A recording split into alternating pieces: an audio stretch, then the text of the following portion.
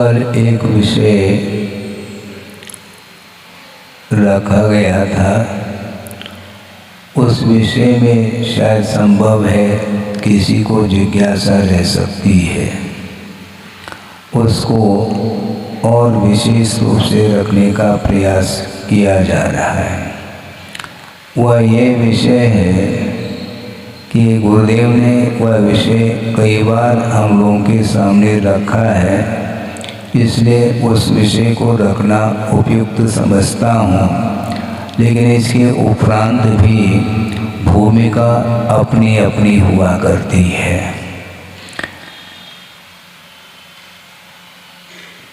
परिचय जय को लेकर के विषय आता है, क्योंकि संवर के कारणों में परिचय विजय को भी एक साधन के रूप में स्वीकारा है आगम ग्रंथों में। जिस प्रकार अणुप्रेक्षाओं के माध्यम से संवर होता है, गुप्ति समिति धर्म परिचय विजय और चार, ये सारे संवर के साधनभूत सामग्री है, इनके माध्यम से संवर होता है। अब रही बात परिचय को लेकर के, उसमें एक रोग परिचय भी आता है। तो रोग परिचय के ऊपर विजय प्राप्त करने वाला जो साधक होता है, उसके माध्यम से वह कर्मों का संवर करता है और निद्रा भी उसके माध्यम से होती है। प्रश्न ये था, विषय ये था, गुरुदेव ने ये कहा था, ये बहुत सूक्ष्म विषय है जो कल रखा था। जिज्ञासा उठ सकती है कि रोग का प्रतिकार क्या संवर के कारण हो सकता है? रोग का जो प्रतिकार है वह संवर के लिए कैसा कारण हो सकता है? क्योंकि परिचय के ऊपर विजय प्राप्त करने से संवर होता है, नहीं कि परिचय का प्रतिकार करने से। समझ में ना? हाँ, प्रतिकार करने से संवर कभी भी नहीं होता, क्योंकि संवर के लिए वह साधन माना है। परिचय के ऊपर विजय प्राप्त करने से आश्रव रुक जाता है, जिसको संवर बोलते हैं। इसलिए नमोकार मंत्र का आलम्बन लेकर के यदि वह रोग को ठीक करना चाहता है, तो गुरुदेव का कहना है कि वह परिचय से दूर हट रहा है। हाँ, वह परिचय से दूर हट रहा है, ऐसा उनका कहना था। क्योंकि पंच परमेष्टि की आराधना करिए आप। आराधना के पीछे आपका एम क्या है, उद्देश्य क्या है? तद्गुण लब्धये, ये उद्देश्य माना जाता है। इस उद्देश्य से यदि मान लो पंच परमेष्टि की आराधना आप कर रहे हैं, तो आपको रोग आएगा ही नहीं, ध्यान रखो। और आया भी है तो दूर हो सकता है, क्योंकि सही आराधना मानी जाती है। ये आराधना इसको बोलते हैं तद्गुण लब्धे। भगवान, मैं आपके चरणों में आया हूँ, आपकी मैं वंदना कर रहा हूँ, आपकी उपासना कर रहा हूँ। इसके पीछे मेरा एम क्या है, लक्ष्य यही है, तद्गुण लब्धये। भगवान, आपके जैसे मेरे भीतर जो गुण हैं, उनको अभिव्यक्त करने के उद्देश्य को लेकर के मैं आपकी आराधना कर रहा हूँ। और मान लो पूर्व कर्म के उदय से यदि रोग आदि आ भी जाता है, तो रोग दूर करने के लिए औषधि का उपचार करो। औषध के माध्यम, क्योंकि 4 प्रकार के दान का भी उल्लेख है आगम में, तो औषध दान के माध्यम से वह रोग ठीक कर सकते हैं। किंतु नमोकार मंत्र का आलम्बन लेकर के रोग को ठीक करना उपयुक्त नहीं, क्योंकि पंच परमेष्टि का आलम्बन आप रोग को दूर करने के लिए आलम्बन ले लिया, तो संवर तो नहीं हो पाएगा। एक बार की बात है, कह ही देता हूँ। ठंड की बात, बहुत पुरानी बात याद आ गया आपके पुण्य के उदय से। हटा की बात है, उस समय मैं क्षुल्लक था, 3-4 क्षुल्लक थे और स्वाध्याय गुरुदेव करा रहे थे और स्वाध्याय कर लिया, हो गया। इसके बाद इर्यापत जो प्रतिक्रमण होता है आहार के पश्चात, उस समय गुरुदेव छत पर बैठे थे और हम लोग भी गए और आहार ठीक हो गया, ये सब बोल दिया, वंदना वगैरह की। उसके बाद प्रतिक्रमण चालू हो गया। उसमें कि धूप कुछ उस दिन तेज लग रही थी, तो एक क्षुल्लक जी ने अपने पीछे को यूं कर दिया है। तो गुरुदेव ने कहा क्या हो गया, ये क्या, ये कौन सा उपकरण है, संयमोपकरण है क्या, कुछ और कौन सा उपकरण है, मैं बताओ। ये संयमोपकरण है, ये किसी विषय को प्रतिकार करने के लिए नहीं है। आपको धूप लग रही है तो आप छाया में बैठो, ये बात अलग है, किंतु पीछे के माध्यम से आप उसको रोकना चाह रहे हैं, वो ठीक नहीं है। अर्थ क्या हुआ, वह संयम का उपकरण माना जाता है, उसके माध्यम से संयम का ही अनुपालन होता है। उसी प्रकार पंच परमेष्टि की आराधना के माध्यम से कर्म का ही क्षय करने के उद्देश्य से उपासना करनी चाहिए।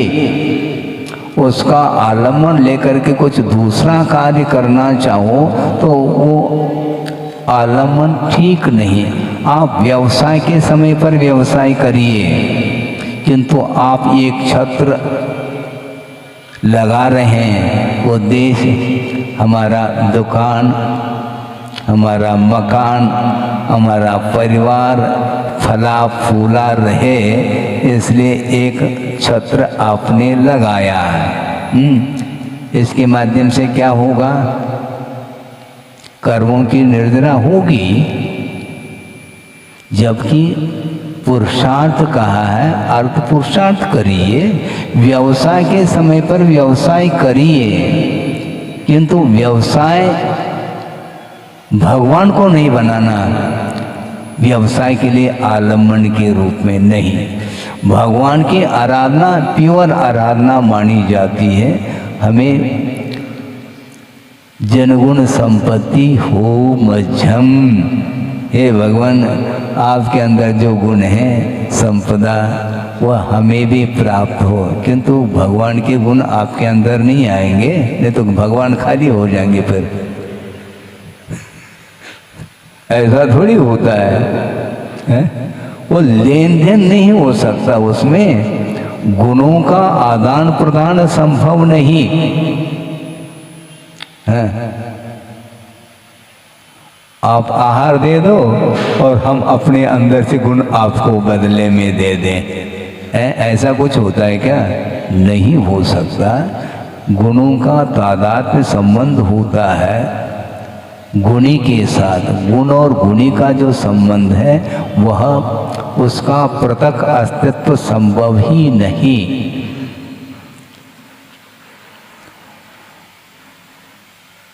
आपने वस्त्र खरीदा, कौन सा? सफेद। हम कहना चाहते हैं केवल सफेद को खरीदना, वस्त्र नहीं खरीदना। ऐसा संभव है? क्योंकि वह गुण है, कलर उस पदार्थ से पृथक नहीं हो सकता। वह रंग, वो जो गुण है, वो जो पर्याय है, वह द्रव्य से पृथक नहीं हो सकता। उसी प्रकार जिनेंद्र भगवान के अंदर जो गुण हैं वो सारे सारे गुण किसी को दिए नहीं जा सकते हैं, देने योग्य वस्तु है नहीं। इसलिए भगवान जैसे अपने अंदर गुणों को प्राप्त करना चाहो तो तद्गुण लब्धि, भगवान की प्योर उपासना करो, आराधना, उसमें किसी भी उद्देश्य को लेकर के नहीं। यदि उद्देश्य बनाना है तो कर्म क्षय के उद्देश्य को लेकर के यदि आराधना करते हैं, उसके माध्यम से संवर और निर्जरा होगी और शास्त्रीय पुण्य का संचय होगा। शास्त्रीय पुण्य के संचय के उद्देश्य को लेकर के भी आराधना नहीं की जाती है, क्योंकि ये मांग कहलाई है। मांग के साथ नहीं, कोई शर्त नहीं है, कोई शर्त नहीं, निशर्त, कोई अपेक्षा नहीं, निरपेक्ष भाव के साथ ही प्रभु की आराधना, गुरु की आराधना होती है। उसके माध्यम से वह पाप कर्म का संवर होता है। जो प्रति समय विषयों के कारण जो आश्रव हो रहा था, विषयों के प्रति आसक्ति के कारण अथवा विषयों के उपभोग के कारण जो पाप का आश्रव हो रहा था, वह प्रभु की आराधना करने से वह आश्रव रुकता है। इसलिए नमोकार मंत्र की आराधना करने से आश्रव रुकता है। रोग तो अपने आप रुक जाएगा। रोग रुके, रोग समाप्त हो, ये क्यों उद्देश्य रखते हो? क्या विश्वास नहीं है आपके पास? पंच परमेष्ठि के प्रति जब विश्वास आपका गाढ़ विश्वास हो गया, फिर ये क्यों अभिप्राय रखते अंदर, मेरा रोग ठीक हो गया, ठीक हो जाए, ठीक हो जाए, ये सब है। हाँ, क्या क्या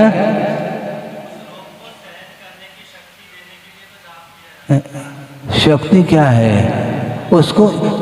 एक मिनट, मूल ये है कि वस्तुतः आप रोग का प्रतिकार करना चाह रहे हैं क्या कुछ और करना चाह रहे हैं? दुख का प्रतिकार भी आध्यान माना जाता है। आप लिखे रखिए, आप रोग ठीक हो जाए, ठीक हो जाए, ये भाव है, इसी का नाम आध्यान है। और उसको दूर करने के लिए पंच परमेष्ठि की आराधना कर रहे हैं। आप पंच परमेष्ठि की आराधना प्योर करिएगा और बाद में यदि मान लो उपचार के दृष्टि से औषधोपचार कर लो, इसमें कोई बाधा थोड़ी है। एक बहुत अच्छा विषय दे रहा हूँ, वो भले अपनी भूमिका में हो अथवा ना हो, यह अलग विषय है। विषय ये दे रहा हूँ मैं, बहुत सारी रिद्धियाँ होती हैं जो कि तप की विशुद्धि के कारण ही रिद्धियाँ प्राप्त होती हैं। उसमें एक औषध रिद्धि, अब सोचना, एक मुनि महाराज है और तीव्र कर्म के, असाता कर्म के उदय से भयानक रोग हुआ है और वो साधना में इतने लीन हो गए, रत्नत्रय की निर्दोष चर्या पालन करने के लिए वो कटिबद्ध है और निर्दोष रत्नत्रय की आराधना के माध्यम से उनको औषध रिद्धि प्राप्त हो गई। सुन रहे हैं आप? अब औषध रिद्धि प्राप्त हो गई तो डॉक्टर के पास जाने की आवश्यकता थोड़ी। स्वयं रिद्धि, औषध रिद्धि के माध्यम से उस रोग को ठीक कर सकते हैं, लेकिन नहीं किया। क्यों नहीं करते? क्योंकि परिचय विजय प्राप्त करना है, आपकी भूमिका नहीं है। तो इसलिए आप दवाई आदि के माध्यम से उसको रोग को दूर कर लो, इसमें कोई बाधा नहीं है। जैसे भूख लगा आती है तो क्षुधा के शमन के लिए आहार लिया जाता है, तो आहार लेना भी धर्म ध्यान सिद्ध हो जाएगा। है? ऐसा करो ना कि क्षुधा को मिटाने के लिए पंच परमेष्ठि का जाप करो। ये नहीं होता। रोग को दूर करने के लिए तो पंच परमेष्ठि की आराधना और आहार क्षुधा मिट जाए, इसलिए आप नमोकार मंत्र का जाप करो, फिर आहार के लिए नहीं उठना है।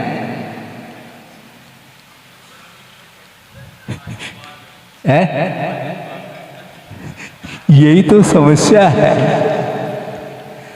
मतलब हम अवसरवादी है, रोग को दूर करना है, नमोकार मंत्र का जाप कर लो। नमोकार मंत्र का जाप करना है तो फिर औषध का प्रयोग नहीं करना है। ये कोई काम करो, या तो औषध ले लो। इसलिए 4 प्रकार के दान का प्रावधान आगम में आया है, प्रावधान किया है। समय पर आहार, समय पर औषधि का पान, ये सब कर सकते हैं, कोई बाधा नहीं। हाँ, जबकि दूसरे के लिए अवसर देव ना आप नमोकार मंत्र का आलम्बन ले करके आप रोग को दूर करने की अपेक्षा से जो सामने जो खड़ा है वयावृत्ति के लिए, उसके लिए अवसर दे दो, वो आपको दवाई दे करके रोग को ठीक कर देगा। वस्तुतः यही होना चाहिए, क्योंकि प्रतिकार का भाव मन में आता है तो वह परिचय विजय नहीं माना जाता है। और आगम में ये लिखा है कि परिचय विजय भी संवर के लिए कारण है। तो आप संवर करना चाहते हैं क्या, रोग को दूर करना चाहते हैं? रोग को दूर करने की भावना आ गई तो विजय संभव नहीं, और विजय नहीं होगा तो आश्रय रुकने वाला नहीं। तुम्हारा हमारी भूमिका है, आपकी भूमिका है, आप भूमिका के अनुरूप करो। किंतु वस्तुतः है क्या इसमें तथ्य? क्योंकि वो इसलिए गुरुदेव कहते हैं कि अपना अनुभव मत बताओ, आगम दिखाओ। तो हम आगम को दिखा रहे हैं। हाँ, आगम में यही लिखा है। हाँ, हाँ, हाँ। उपयोग क्यों?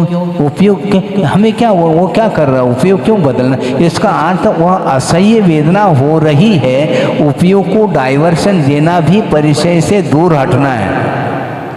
ये ध्यान रखो। भूख लगी है, ठीक है, लगने दो।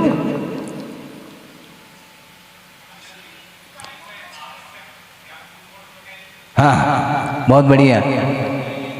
हाँ, हाँ, ठीक है ना। फिर स्वाध्याय भी आवश्यक नहीं, क्योंकि मूल गुण नहीं है ये उत्तर गुण है। ध्यान रखो।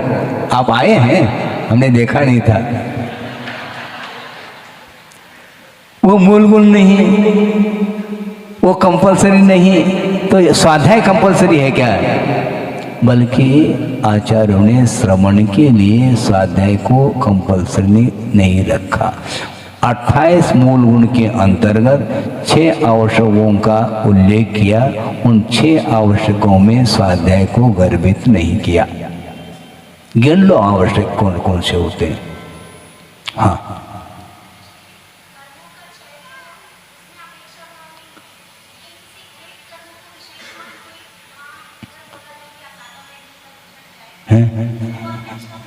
तो कोई भी कर्म हो, कर्म किया है तो समता भाव के साथ सहन करो, ये कहा जा रहा है। प्रतिकार का भाव धर्म ध्यान नहीं, आप लिख के रखो। आपकी भूमिका नहीं है, मैं मान रहा हूं। आप अपनी भूमिका के अनुरूप करो, किंतु श्रद्धान क्या होना चाहिए? श्रद्धान में समझौता नहीं, कंप्रोमाइज नहीं, जो है उसको स्वीकार करो। प्रतिकार का भाव किसी में आगम में लिखा हो, मुझे ले आना कि प्रतिकार का भाव धर्म ध्यान है। कोई भी बोलो, अलग जी भी बोल सकते हैं, महाराज जी बोल सकते हैं, आप लोग भी बोल सकते हैं। प्रतिकार का भाव धर्म ध्यान है, ऐसा कहीं भी आगम में पढ़ने को मिला है क्या? इससे स्पष्ट है कि प्रतिकार के भाव के साथ आर ध्यान लगा हुआ है। और आर ध्यान कहीं भी संवर के लिए कारण नहीं बताया। सुनो क्या कहा? हाँ, आर ध्यान कभी भी संवर के लिए कारण बताया क्या? बोलो, काफी समय हो गया अध्ययन करते हुए। आगम में आर ध्यान को संवर के लिए कारण बताया हो, हमें आगम ले आना। क्यों पंडित जी? नहीं ना। हाँ, फिर ये प्रतिकार का जो भाव है या ध्यान है, इसको स्वीकार कर लेना चाहिए। आप बर्दाश्त नहीं हो रहा है इसलिए आप उपचार कर रहे हैं, आप करिए। हाँ, प्रतिकार को कहीं भी धर्म ध्यान की संज्ञा दी नहीं है। हाँ, जबकि आध्यान रोध ध्यान को संसार के लिए कारण बताया है। परे मोक्ष हेतु, परे अर्थात आगे के जो धर्म ध्यान और सुख ध्यान है ये मोक्ष के लिए हेतुभूत है। इससे पारिशेष न्याय से अपरे संसार से हेतु, अन्य जो शेष ध्यान है आर ध्यान रोध ध्यान ये संसार के लिए कारण है। तभी धर्म ध्यान और सुख ध्यान मुक्ति के लिए कारण, धर्म ध्यान को मुक्ति के लिए कारण कहा, न कि आर ध्यान और रोध ध्यान को। इसे स्पष्ट है प्रतिकार का भाव आया व आर ध्यान माना जाता है, उसके माध्यम से संवर नहीं हो सकता। ये लिख करके रखिए आप। प्रतिकार करने का भाव है तो आप नीचे आ रहे हैं, इसको स्वीकार कर लो ना। हाँ, इसमें क्या दिक्कत हो रही आपको? हम स्वयं स्वीकार करें, क्योंकि आध्यान की सीमा छठे गुण स्थान तक बताई है। प्रतिकार का भाव होता है, किंतु उस प्रतिकार के भाव के माध्यम से संवर होता है ऐसा कहीं भी नहीं लिखा। यदि उसके द्वारा संवर मानोगे तो एक ही भुक्ति क्यों? सुन रहे क्या नहीं है? यदि आहार लेने से धर्म ध्यान हो रहा है या आहार लेना ही धर्म ध्यान है तो एक बार क्यों? जितनी बार आप लेंगे उतनी बार धर्म ध्यान का अवसर मिलेगा आपको। फिर एक भुक्ति ये शर्त क्यों?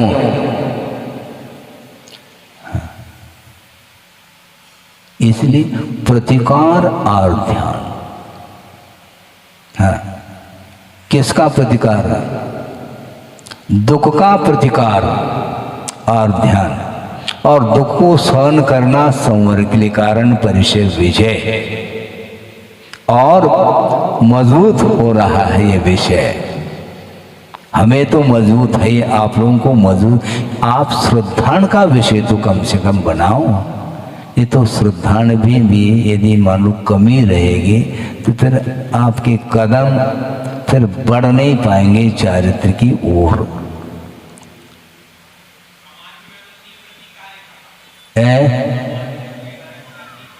हाँ ठीक है, आप प्रतिकार कर सकते करो, किंतु वह प्रतिकार करना उस प्रतिकार के समय पर संवर नहीं होगा, ये भी लिख करके रखो आप। हाँ, एक बहुत अच्छा विषय दे रहा हूं, धर्म ध्यान के लिए आहार लेना, और आहार लेना ही धर्म ध्यान कहना गलत बात। धर्म ध्यान के लिए हम आहार ले रहे हैं इतना क्षम्य है, किंतु आकर के प्रतिक्रमण क्यों करता है श्रमण? जब आहार लेने से धर्म ध्यान ही हो रहा है तो धर्म ध्यान करके आया हो, फिर प्रायश्चित ले लो, प्रतिक्रमण कर लो, ये सब क्या मामला है?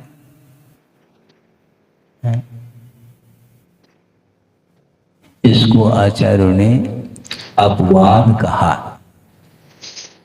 ये बाईपास मेन लाइन नहीं है। ये प्रतिकार को ही आचार्यों ने कहा ये अवृत संयम है। आप सुन रहे हैं? अवृत संयम और उपेक्षा संयम दो प्रकार का संयम होता है। अवृत संयम में प्रतिकार होता है। समझने के लिए श्रवण की भूमिका में क्या होता है वो आपके सामने रख रहा हूं, आपकी क्या स्थिति है आप जानो। हाँ, श्रवण सामायिक करना चाहता है, लेकिन प्रतिकूल वातावरण है तो वह उस क्षेत्र को चेंज करता है। यहाँ पर बहुत ठंड लग रही है, यहाँ पर बहुत मच्छर है, सामायिक नहीं हो पाएगा, इसलिए वह स्थानांतरित हो जाता है। इसको कहते हैं अपहृत संयम। अपहृत संयम का अर्थ क्या? शाब्दिक अर्थ अपहृत संयम का अपहरण हुआ, ये ध्यान रखो पंडित जी। हाँ, एक उपेक्षा संयम है और एक अप्रत संयम है। अप्रत का अर्थ वह उसका परिहार कर रहा है, संयम उससे संयम का अपहरण हुआ है उतने क्षण के लिए, इसलिए वह अपवाद है, वह क्षम्य है। वहां जाकर के वह सामायिक करना चाहता है, सामायिक करने के लिए क्षेत्र को परिवर्तित किया है और अच्छे क्षेत्र पर जाकर के सो जाता है तो गया, फिर पूरी तरह से संयम गया उसका। वहां पर अनुकूल वातावरण में सोने के लिए थोड़ी जा रहा है, वो सामायिक के उद्देश्य से उस स्थान को चुना है। लेकिन आचार्य कहते हैं इस प्रकार तुम स्थान जो चुन रहे हो यह भी आध्यात्मिक ही माना जाए। जब सामायिक करोगे तब धर्म ध्यान होगा। प्रतिकार का जो भाव, क्योंकि अनिष्ट का प्रतिकार होता है, ये ध्यान रखें। इष्ट का कभी प्रतिकार होता नहीं, आने दो।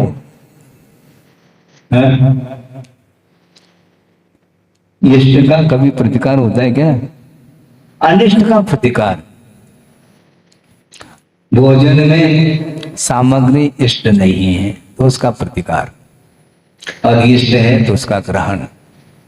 ये दोनों आध्यान है इधर। इष्ट का ग्रहण आध्यान, अनिष्ट का प्रतिकार आध्यान। इन दोनों से ऊपर उठना धर्म ध्यान। आपकी भूमिका आप जानो। श्रवण के लिए कहा जा रहा है, मतलब श्रवण भी आध्यान की भूमिका में आता है और श्रावक तो उसकी बात ही नहीं है। हाँ, इसीलिए नमोकार मंत्र के आराधना के माध्यम से वह जनगुण संपत्ति के लिए करता है, वह धर्म ध्यान के लिए वह कारण। यदि नमोकार मंत्र ये जो साधन है ये धर्म ध्यान का साधन है, न कि आध्यान का साधन है। इसके द्वारा प्रतिकार संभव नहीं, न इसके द्वारा कोई ग्रहण भाव है, केवल जनगुण संपत्ति और कोई संपत्ति नहीं। वह विपत्ति के लिए कारण है। ध्यान रखना। आ रहा है क्या नहीं समझ में? अब तो क्लियर आ रहा है। भले आपकी भूमिका नहीं है, मैं मानता हूं आपकी क्यों श्रवण की भी भूमिका नहीं है, इसलिए वह आहार लेने के लिए आ रहा है। और जो मान लो 1 महीने तक उपवास करके बैठे हैं तो उनके लिए, उनकी जो निर्जरा, उनके लिए जो संवर हो रहा है वह प्रतिदिन जो उठ रहा है उसके लिए संभव है क्या? आहार लेना धर्म ध्यान है तो करो ना। तो जो उपवास है 1 महीने से वह धर्म ध्यान नहीं कर रहा है, क्योंकि आहार के लिए नहीं उठ रहा है। वो आहार के लिए उठना धर्म ध्यान हो गया, तो 1 महीने के लिए धर्म ध्यान से वंचित है क्या वह श्रमण? आप कहना क्या चाहते हैं? ऐसा नहीं है। प्रतिकार का भाव जो आया है वह अनिष्ट का प्रतिकार होता है, क्षुधा सह्य नहीं है। क्षुधा को सहन करने की क्षमता नहीं होने के कारण वह उठ रहा है। ये बात अलग है कि आगम के अनुरूप ही विधिवत लेकर के आएगा, इसलिए पुनः वह धर्म ध्यान में आ सकता है। तो इसलिए ये जितना जो भी परिचय, जितने भी परिचय हैं उनका विजय प्राप्त करना चाहिए। दूसरी बात, कुछ शारीरिक परिचय होते हैं, क्या सुन रहे हैं? कुछ शारीरिक परिचय होते हैं, कुछ मानसिक होते हैं। और मानसिक परिचय के ऊपर विजय प्राप्त करना भी बहुत कठिन हो गया है।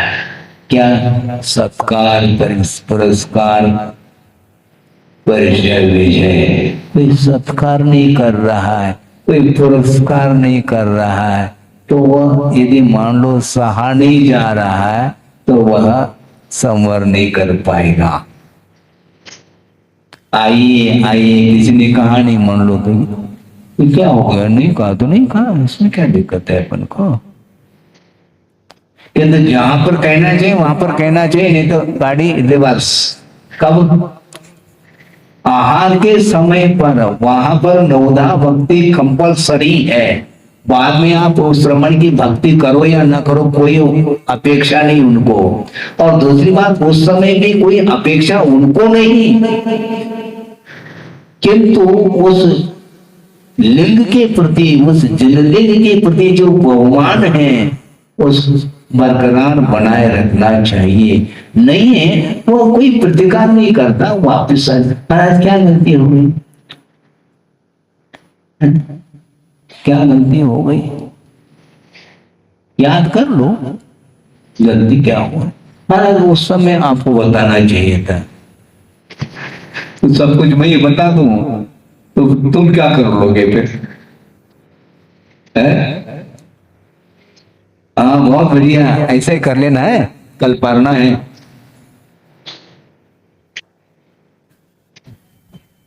क्षमा की मूर्ति, क्षमा सागर, अब क्षमा के सागर। हाँ बहुत बढ़िया। ऐसा संभव नहीं है।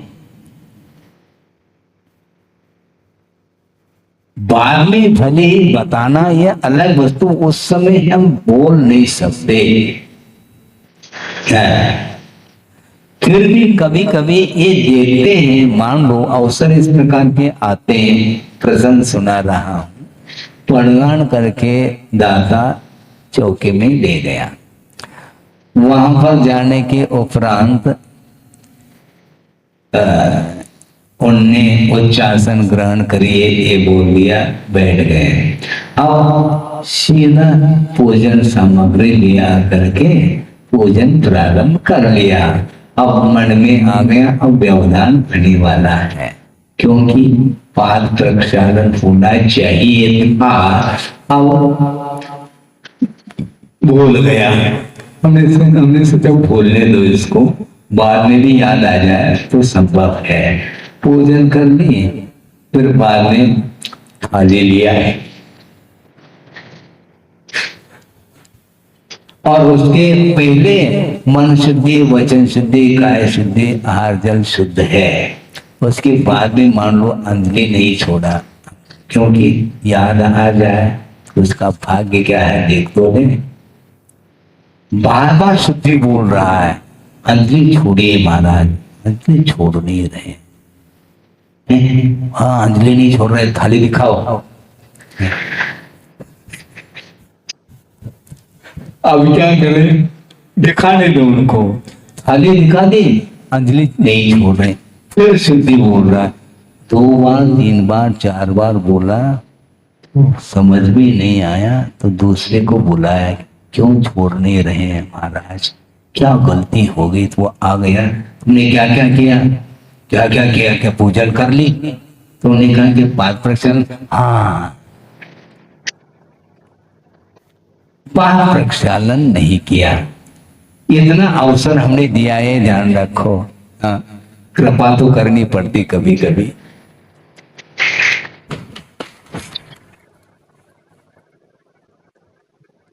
ये है स्थिति। होने दो, कोई बात नहीं, अच्छी सामग्री बनी है। और पूरी थाली दिखा दी। अब गाड़ी रिवर्स करना ठीक नहीं, करके आऊं तो अच्छा, बाद में हम एक क्लास दे देंगे, ऐसा नहीं हो सकता। इसलिए आचार्य कहते निरीह वृत्ति होती है साधक की, वहां पर मिले अथवा न मिले इससे कोई प्रयोजन नहीं, किंतु विधि वैदिक मान लो कमी है, उसको हम स्वीकार नहीं करेंगे। हाँ बाद में यहाँ आने के उपरांत मान लो वो समय पर आने रहा, समय पर वह आकर के वैसे ही बैठ गया, मान लो नमोस्तु तक नहीं किया, हमें कोई प्रयोजन नहीं है, वो समय प्रयोजन है। तो इसीलिए वस्तुतः ये जितने भी विषय हैं इसको अपर संयम बोला है, क्षेत्र से क्षेत्रांतर, क्योंकि वह क्षेत्र उसके लिए प्रशस्त महसूस नहीं हो रहा। इसका अर्थ प्रशस्त और अप्रशस्त का भेद उसके अंदर है, इसलिए धर्म ध्यान नहीं हो सकता उतने काल में। और यहां से दूसरी जगह पहुंच गए मच्छर के कारण, वहां यहां से मच्छर वहां उड़ करके आ गए। अब क्या करेंगे? दिन भर ऐसे कर लें तो सामायिक समाप्त हो जाएगा, सामायिक का काल। रात में ऐसा हो रहा है मान लो, तो क्या करेंगे? इसीलिए ये सहा नहीं जा रहा है, ये मैं मानता हूं, किंतु इसमें कमी तो है, मूल गुण नहीं है। आपने कहा था ठीक है, आप संवर करना चाहो क्या? नहीं, संवर यदि करना चाहते हैं अत्यधिक मात्रा में तो परिचय सहन करिए, ये उत्तर गुण माने जाते हैं। अब मान लो पहले 3 बार भोजन करते थे, अब एक ही बार भोजन मिल रहा है, और वो भी मन के अनुरूप मिले ना मिले कुछ भी नहीं, पर्याप्त मिले ना मिले। एक बार भोजन करके आ गया, गर्मी के दिन है, आते आते पानी सूख गया, लो लपट चल रही है, 1 किलोमीटर जाकर के आने में वह आते आते पानी समाप्त। अब क्या करेंगे? परिचय सहन करो। अब तो मूल गुण है ना महाराज, मूल गुण है क्या? 24 घंटे के बिना नहीं, ये मूल गुण है, बीच में नहीं मिलेगा।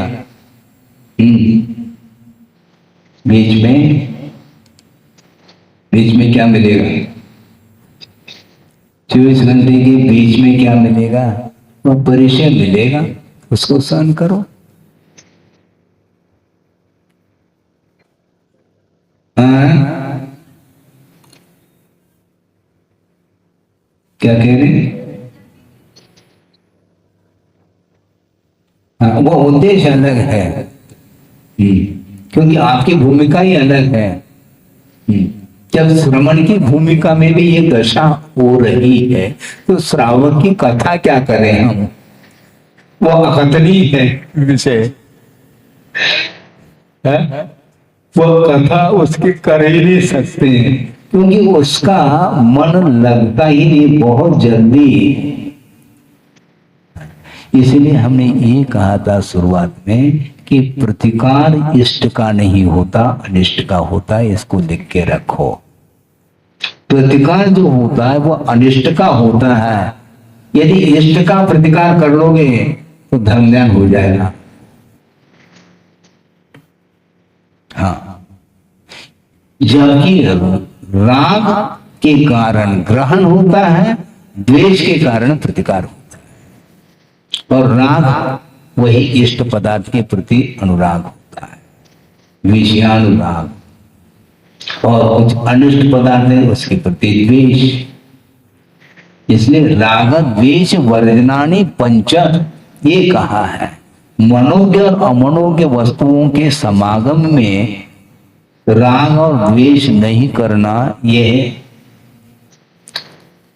अपरिग्रह व्रत की रक्षा इसके द्वारा होती है, भावना मानी जाती है। 5 भावनाएं लिखी है क्या? नहीं।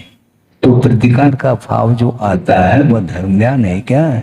नहीं। इसलिए आप प्रतिकार करना हो तो प्रतिकार के लिए जो साधन है उन साधनों के माध्यम से प्रतिकार करो, न कि पंच परमिष्टि के आलम्बन से। ये कहा जा रहा है क्योंकि पंच परमिष्टि की आराधना के माध्यम से आश्रव नहीं होता, संवर और निर्जरा। संवर और निर्जरा के लिए कारण है पंच परमिष्टि धर्म ध्यान की सामग्री है क्या? ध्यान की, धर्म ध्यान की। इस धर्म ध्यान की सामग्री को सुरक्षित रखो, और ध्यान की सामग्री नहीं हो तो पीछे यूं जो रखी थी चिलक जी ने, गुरुदेव ने कहा ये क्या किया तुमने? इसलिए दिया क्या?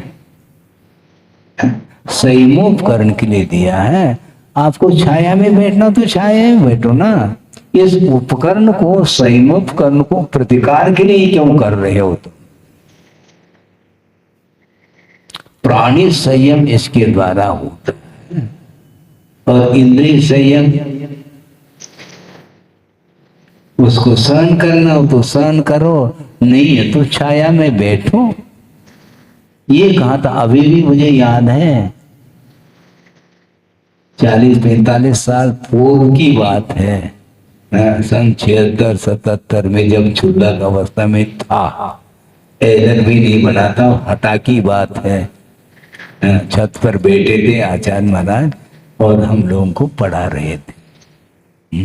अभी भी याद है, और आप लोग भूल जाते हैं, कल का प्रवचन आज भूल गए और आज का कल भूल जाएंगे, क्योंकि महाराज तो बैठे हैं, दिवाली तक हटने वाले थोड़ी। तो ये होता है, तो इसीलिए ये बहुत कठिन काम है। इसलिए अनित्य भावना का विषय चल रहा है थोड़ा सा, है क्या? फिर क्या करना बता दिया गुरुदेव ने, हैं? पीछे इसलिए दिए है क्या? हैं? यही 45 साल पुराना। अभी अभी अभी का भूल गए तुम, तो पुराना क्या याद रखोगे? 43 साल पुराना, इन्हें सन 76-77 में क्षुल्लक अवस्था में देव पढ़ा रहे थे। उस समय उन्होंने कहा, वो टोन भी कैसा था हम जानते हैं, मतलब कुल मिला करके उस समय भी ऐसे उन्होंने संस्कार दिए हैं, तब जाकर के गाड़ी थोड़ी बहुत चल पा रही है, नहीं तो पटरी से नीचे उतरने में देर थोड़ी लगती। हाँ, बहुत गंभीर रहते थे, हम लोगों के साथ कभी मनोरंजन उन्होंने किया ही नहीं क्योंकि फाउंडेशन यदि गड़बड़ हो जाए तो मुश्किल हो जाएगा। उस समय कोई थे ही नहीं, 3-4 क्षुल्लक थे, अच्छे संस्कारित हो जाए तो फाउंडेशन बनेगा। कोई इसमें समझौता नहीं, वो स्वयं धूप में बैठ करके, तुम्हें छाया में बैठना हो तो बैठो, ये कहा, लेकिन इसका प्रयोग नहीं कर सकते तुम। ये संयमोपकरण है, ये आध्यान की सामग्री नहीं। इसके द्वारा अहिंसा व्रत का पालन होता है। अहिंसा व्रत के पालन करने में जो साधनभूत जो वस्तु है, उसका उपयोग अन्यत्र नहीं करना चाहिए, ऐसा उनका कहना रहा है। तापुंज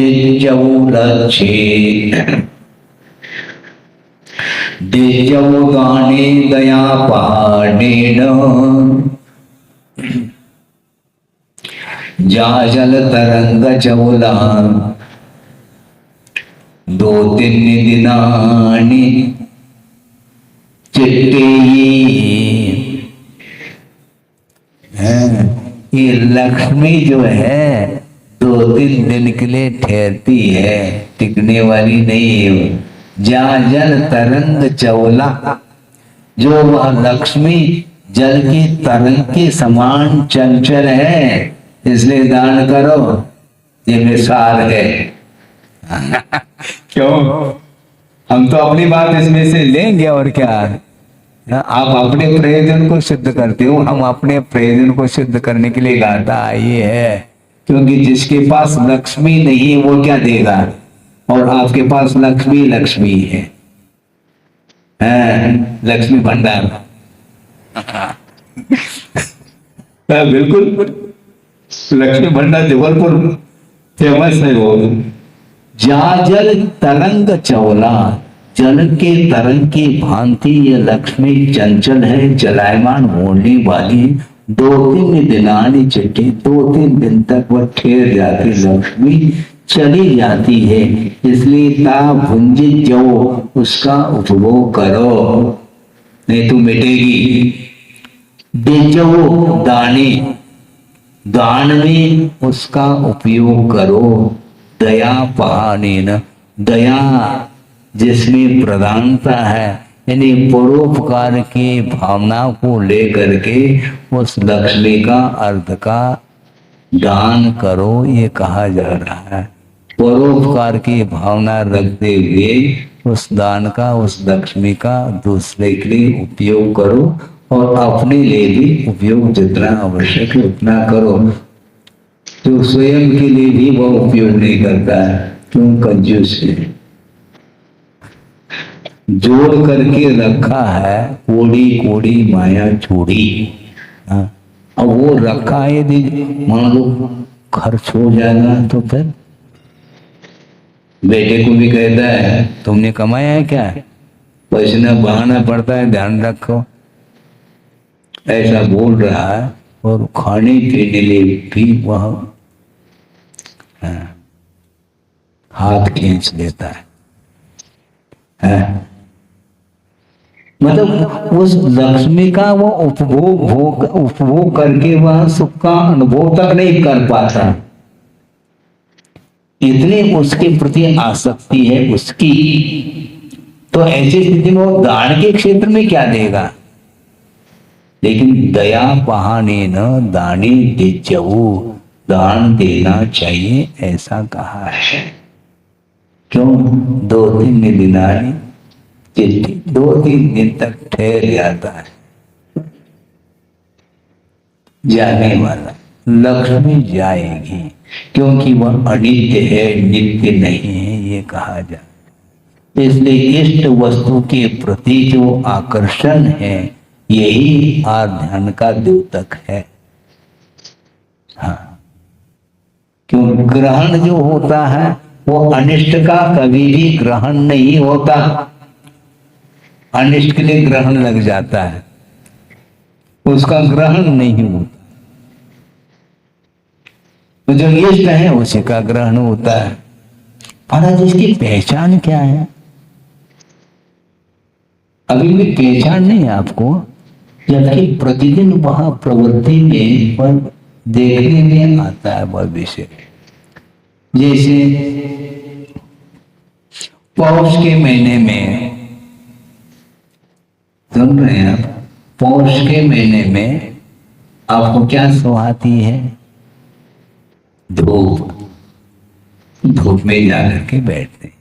और जेठ के महीने में छाया सुहाती है, छाया में बैठते। ये दोनों आते, क्योंकि इष्ट पौष के महीने में धूप इष्ट है, धूप में बैठ जाते, शिवरी के सामने बैठ जाते, आंच लेते हैं, अग्नि ठंड के निवारण के लिए। और सर्दी किसी को इष्ट नहीं उस समय। जो इष्ट है उसका सहारा लेता है, जो अनिष्ट है उसका प्रतिकार करता है। ये दोनों आर्थ ध्यान है, इन दोनों से ऊपर उठने का नाम धर्म ध्यान है। महाराज हमारा कब अवसर आएगा धर्म ध्यान करने का? वही आवृत्ति करो, खुद की नहीं, खुद की वैयावृत्ति करोगे तो कभी भी तीर्थंकर प्रकृति का बंद नहीं होगा, ये ध्यान रखो। दूसरे की करो, जो पात्र है उनकी करो वैयावृत्ति। और आपको उसको ध्यान दिलाना चाहता हूं, ले जाना चाहता हूं, आपका ध्यान आकर्षित करना चाहता हूं कि कितना सूक्ष्म विषय है। गुरुदेव ने भी वैयावृत्ति की है। हाँ, कैसे महाराज? किसकी? किसकी?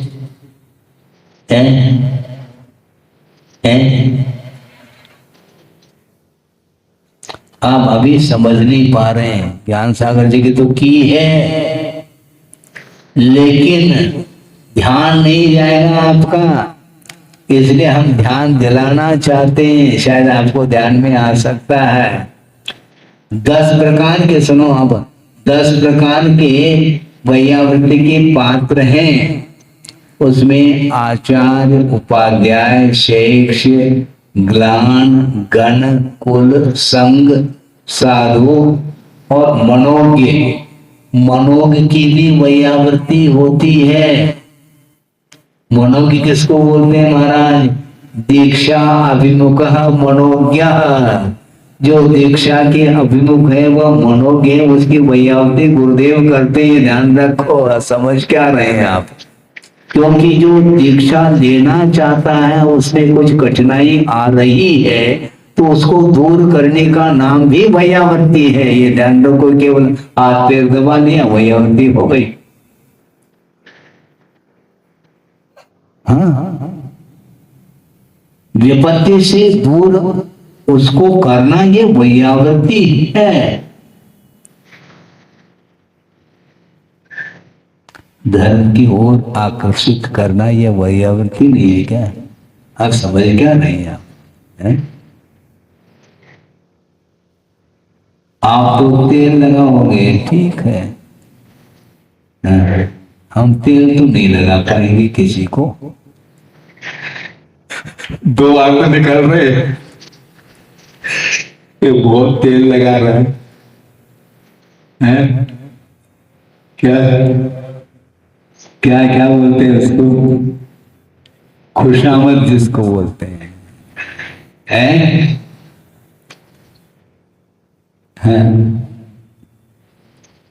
वो नहीं। आप लोगों के मुख से कई बार सुना है, याद है, इसलिए बोलने में कोई बात तो नहीं है। मक्खन पालिश बोलते हैं आप। बहुत विचित्र, हमने इधर ही आकर के सुना, हमने ये क्या अर्थ है इसका? मक्खन पालिश का अर्थ क्या होता है? ये होता खुशामद, दूसरे को पठाना है। ये वैयावृत्ति नहीं मानी जाती, किंतु धर्म की ओर उसको सम्मुख करना, अग्रसर कराना, यह वस्तुतः वैयावृत्ति मानी जाती है। जो उन्माद पर चल रहा है उसको सन्मार्ग का उपदेश देना बहुत बड़ी वैयावृत्ति मानी जाती है, क्योंकि वह उन्माद से दूर होकर के सन्मार्ग की ओर आ रहा है। ये सबसे बड़ी वैयावृत्ति है, क्योंकि पाप से बचाना यह वैयावृत्ति नहीं है क्या? लेकिन वैयावृत्ति की जो परिभाषा जो बनाई जा रही है बहुत वह स्थूल परिभाषा मानी जा रही है। तो गुरुदेव ने मनोज्ञ की वैयावृत्ति की है। गुरु हो करके किसकी वैयावृत्ति करते हैं? शिष्य की भी वैयावृत्ति करते हैं, क्योंकि मानसिक वैयावृत्ति बहुत बड़ी वैयावृत्ति मानी जाती है। शारीरिक जो कुछ भी वैयावृत्ति करना वो अलग विषय है, उसका निषेध नहीं। इससे भी बढ़ करके मानसिक वैयावृत्ति होती है, जो जिसका मनोबल डाउन हो रहा है, विल पावर, उसके लिए अभयदान दे करके उसको व्यवस्थित रखना, उसका स्थितिकरण करना, उपभोगन करना, ये सब वैयावृत्ति के अंतर्गत आते हैं। तो इसीलिए हम ये कहना चाह रहे हैं कि परोपकार की भावना के साथ दान देना चाहिए, क्योंकि इस प्रकार, क्योंकि वस्तु के स्वरूप को हम समझेंगे तभी इस प्रकार जो है हमारा उपयोग उस ओर जाएगा और आश्रय रुक सकता है, क्योंकि यह भी संवर के लिए कारण, क्योंकि अनित्य अनुप्रेक्षा का विषय चल रहा है, इसके माध्यम से आश्रय का निरोध होता है, ऐसा कहा है। बहुत कुछ विषय और भी रह सकता है, किंतु समय हो रहा है। मैं इतना ही कहना चाहता हूँ, यह जो धन के प्रति जो लालसा है उसको कम करिए और उसको धार्मिक क्षेत्र में उसका उपयोग यदि करते हैं तो धर्म ध्यान करने के लिए एक महान जनालय का निर्माण करने आप जा रहे हैं। बहुत सारे लोगों की वैयावृत्ति आपके थ्रू हो रही है, ध्यान रखो। क्योंकि भविष्य में जो भी आएंगे भव्य जीव और इस जिनालय का दर्शन करेंगे तो उनका आश्रय भी रुकने वाला है आपके माध्यम से। रुकता क्या नहीं? क्योंकि धर्म ध्यान के लिए एक साधन है। जिनालय चैत्य और चैत्यालय उसका निर्माण कर रहे हैं। ये तीर्थ का निर्माण किया जा रहा है। इसके आलम्बन से संसार का विच्छेद होता है। इस प्रकार के महान कार्य आपके द्वारा हो रहा है।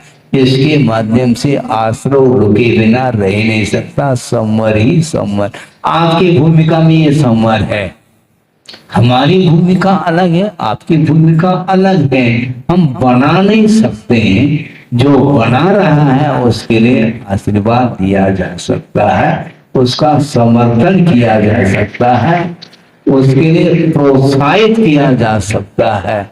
उसको प्रोत्साहित करने के लिए हमें 1 घंटा भी देना पड़े, हमें कोई बाधा नहीं है। 1 घंटा क्यों? कभी भी आ जाओ, हम बैठे हैं। क्योंकि दुकानदार सोता नहीं है, ध्यान रखो। दुकानदार यदि सोएगा तो ग्राहक लौट जाएगा, इसलिए ग्राहक को लौटाना ही नहीं चाहते। एक ग्राहक आ गया तो उसको और ज्यादा मोटिवेट करते हैं ताकि बाहर प्रचार करे वो इस दुकान का, ताकि सारे जितने भी मोहल्ले के ग्राहक हैं वो सारे सभा भवन में आ जाए।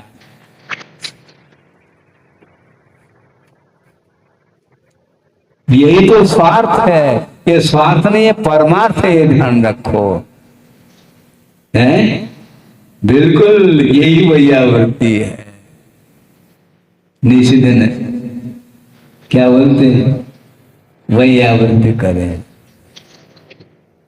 हाँ बिल्कुल इसको बोलते हैं। इसीलिए धर्म की ओर अग्रसर करना बहुत आवश्यक है।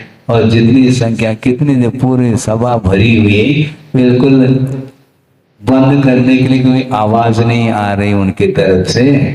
इतने लगन के साथ, आस्था के साथ बैठे हैं और शांति के साथ सुन रहे हैं। ये सारे संस्कार निरंतर आपके अंदर बने रहें, यह प्रभु से प्रार्थना है। उसके माध्यम से, इसके बिना धर्म टिकने वाला नहीं। पंचम काल के अंत तक मोक्ष मार्ग यह निरंतर बना रहेगा। धर्म ध्यान करने के लिए वातावरण बना रहेगा। इसलिए धर्म के अंत होने के पहले ही आप लोगों को चाहिए निरंतर इसमें भाग लेकर के संवर और निर्जरा के लिए इसको साधन बनाना चाहिए। और जिसके पास साधन नहीं है उसके लिए भी साधन बना करके दे देना चाहिए। और आप दे रहे हैं। जिनालय केवल आप स्वयं थोड़ी, केवल आपके लिए थोड़ी, वो पूरे विश्व के लिए है। निर्माण आपने किया, द्रव्य आपने लगाया, किंतु दूसरे का भाव बन रहा है। उसने द्रव्य नहीं लगाया, किंतु उसका भी तीव्र पुण्य का उदय समझता हूं कि आपके द्वारा निर्मित उस जिनालय में वह प्रवेश कर है। उसका पुण्य का उदय है। नहीं तो जिनालय थोड़ी मिलेंगे। घर घर जा करके आप करना चाहो, घर घर दुकान मिल सकते हैं, घर घर भगवान नहीं मिल सकते। इसलिए ये अनित्य भावना के विषय में जो जिज्ञासा रखी थी एक महाराज ने, उसको ही भूमिका के रूप में आपके सामने विषय रखा। निराकार सागर ने जिज्ञासा रखी थी कि महाराज आपने रोग को दूर करने के लिए नमोकार मंत्र का जो आलम्बन लिया उसका आपने निषेध क्यों किया? निषेध नहीं किया। नमोकार मंत्र का आलम्बन हमेशा कर्म क्षय के लिए लिया जाता है, रोग आदि के प्रतिकार के लिए नहीं लिया जा सकता। जिसकी भूमिका है वह अलग विषय है, किंतु श्रवण की भूमिका में हमेशा वह प्रभु की आराधना कर्म क्षेत्र के लिए ही करता रहता है। करे इतना ही पर्याप्त है। बोधि समाधि परिणाम शुद्धि स्वात्मोपलब्धि शिवसोप सिद्धि चिंतामणिम चिंतित वस्तुदाने पामंद मानस ममास परम पूजाचार्य से विद्या समझ